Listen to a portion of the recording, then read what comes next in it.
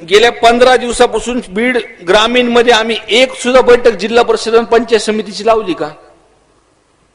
का? आम्ही अण्णांची वाट बघत होतो, पण अण्णांना फारच जिवारी लावून घेतलं जेव्हा की अण्णांना सांगितलं होतं आम्ही की तुम्ही बीड नगरपालिकेमध्ये दोघांचीही बाजू घेऊ नका. मग अण्णांनी आम्हाला असं उत्तर दिलं की मला पक्षाने आणि पवार साहेबांनी सांगितलंय की पक्षाचं आपल्याला काम करावं लागेल. बरोबर? अहो, खासदारकीच्या वेळेस पवार साहेबांना जेव्हा खासदाराची गरज लागते, बरोबर आहे, तेव्हा तुम्ही काय करतात?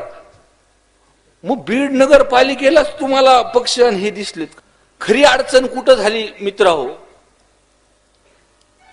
मुंबईला राहिल्यानंतर आणि महिन्यातून 1-2दा आल्यानंतर ह्यांच्या जवळचे काही बगल बच्चे आहेत बघा. आम्ही गेल्या 4-5 वर्षापासून अण्णा सांगतोय, अण्णा अहो लोक वळखा, जे तुमच्या गाडीत बसणार आहेत, जे तुमच्या कानात बोलणार आहेत, ते खरं सांगतं का खोटं सांगतं ह्याचं बघा. जे रात्रंदिवस तुमच्यासाठी लोक काम करतात, जे भूतावरती भूताचं संरक्षण करतात, ते लोक बाजूला राहिलेत अण्णा. पण आता त्यांनी सुरुवात केल्यानंतर त्यांनी आम्हाला माझ्या वडिलांना सोबत घेतलं नाही. उलट तुम्हाला आता नवीनच आता मी सांगतो, गेल्या 4 दिवसाआधी माझ्या वडिलांवरती त्यांनी गुन्हे दाखल केले आणि त्या गुन्ह्यामध्ये असं लिहिलं की ह्यांच्यापासून आमच्या पूर्ण जीवाला धोका आहे. मी विचार केला, आम्हाला 2 तास एसपी ऑफिस मध्ये बसून ठेवलं बरं का.